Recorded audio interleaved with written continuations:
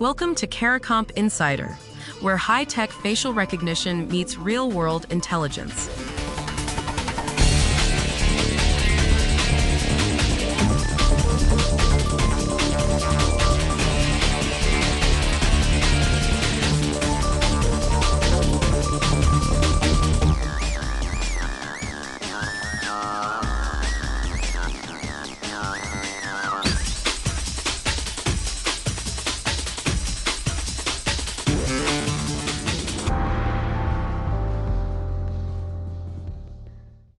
One out of every 4 suspicious job interviews now contains a deepfake. Not a pre-recorded video. Not a photo pasted over someone's face. A real-time, AI-generated human being answering questions, making eye contact, nodding at the right moments, and none of it is real. That number should unsettle you whether you hire people for a living or you've never conducted an interview in your life. Because the same technology that fakes a job candidate can fake a video call with your bank. It can fake a loved one asking for money. It can fake anyone, to anyone, in real time. And the scariest part isn't that deepfakes exist. It's that your eyes, the thing you trust most, are the wrong tool for catching them. If that feels alarming, good. Because once you understand why your eyes fail and what actually works, you stop feeling helpless and start feeling informed. Today, we're going to walk through what happens inside a deepfake at the frame level, why 128 tiny measurements can catch what you can't, and where this technology is headed. So why can't we just watch more carefully? Most people believe that if they're watching a live video call, they'd spot a fake. That belief makes perfect sense. We've spent our entire lives reading faces. We catch micro-expressions, we notice when someone's smile doesn't reach their eyes, we feel when something's off. But that skill evolved for a completely different job. Your brain is built to answer the question, is this someone I know, and what are they feeling? It was never built to answer, is this video authentic at the frame level? Those are 2 entirely different problems. According to researchers studying human versus machine detection, people correctly identified about 71% of deepfakes. That sounds decent till you hear the other number. Cutting-edge detection algorithms caught 93%. That's a 22-point gap. And some deepfakes that fooled the algorithms? Humans actually spotted those. So it's not that machines are universally better. It's that humans and machines fail in completely different places. Your eyes catch things algorithms miss, and algorithms catch things your eyes will never see. So what are algorithms seeing that we can't? Deepfake videos are generated frame by frame. Each individual frame might look flawless, but the generator doesn't perfectly coordinate one frame with the next. Your eyes watch a smooth stream of motion. A detection algorithm watches a timeline of tiny measurements, and it sees the breaks between frames that your brain papers over. One of the biggest giveaways is the eyes. In a real human face, both eyes move together with binocular synchronization. That's a fancy way of saying your left eye and right eye track in unison, always. Deepfake generators often fail to maintain that synchronization because they aren't modeling the eyes as a coordinated pair. The drift is invisible to you at normal speed. To an algorithm measuring the position of each eye across hundreds of frames, it's a red flag waving in the wind. Blink rate is another signal. Real humans blink at a physiological baseline. Deepfakes often blink about 15% slower than that baseline.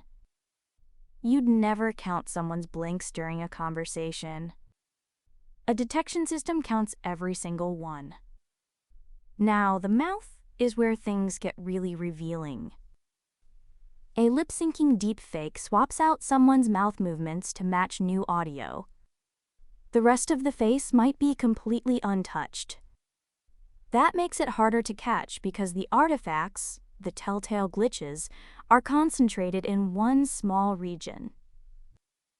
According to research published on lip-sync inconsistency detection, the mouth region alone can betray a deepfake that the rest of the face conceals. The audio track says one thing. The mouth's spatial movement is 3 frames out of sync. Your ear and eye together won't catch a 3-frame gap. A model trained on spatial temporal mouth patterns will. Picture a counterfeit banknote. At arm's length, it looks perfect. The colors match, the portrait is crisp. But a bank teller trained to check watermarks under UV light finds that the security thread is fraying and the microprinting is blurred. They're not judging the overall appearance. They're comparing mathematical patterns in specific regions that counterfeiters can't replicate at scale. Deepfake detection works the same way. It doesn't ask, does this face look real? It asks, do the temporal patterns in the mouth match the audio? Is the blink rate consistent with human physiology? And this is where those 128 landmarks come in. When a detection system analyzes a face, it doesn't see skin and hair and expressions. It converts the face into a 128-dimension encoding. Basically, a mathematical fingerprint made of 128 numbers, each one representing a specific spatial relationship between landmarks on your face. The distance between your eyes, the angle of your jawline, the ratio of your nose width to the gap between your lips. All of it reduced to numbers. Then the system uses Euclidean distance.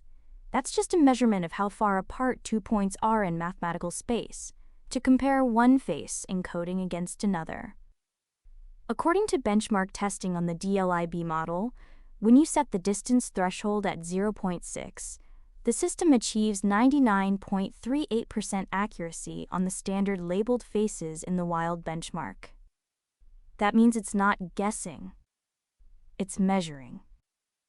And a deepfake that looks perfect to your eye can still produce a face encoding that's measurably off, because the generator nailed the appearance but fumbled the geometry. For someone investigating fraud, that measurement is evidence. For anyone who's ever video called a family member, it's a reminder that looking real and being real are no longer the same thing. One more thing worth knowing.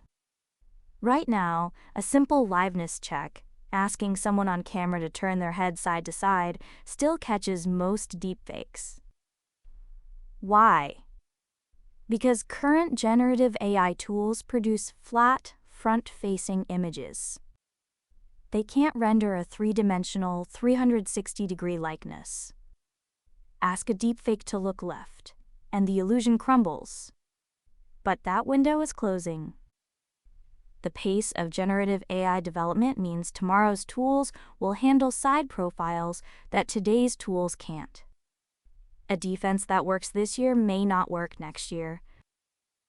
The shift isn't about building better humans who squint harder at screens.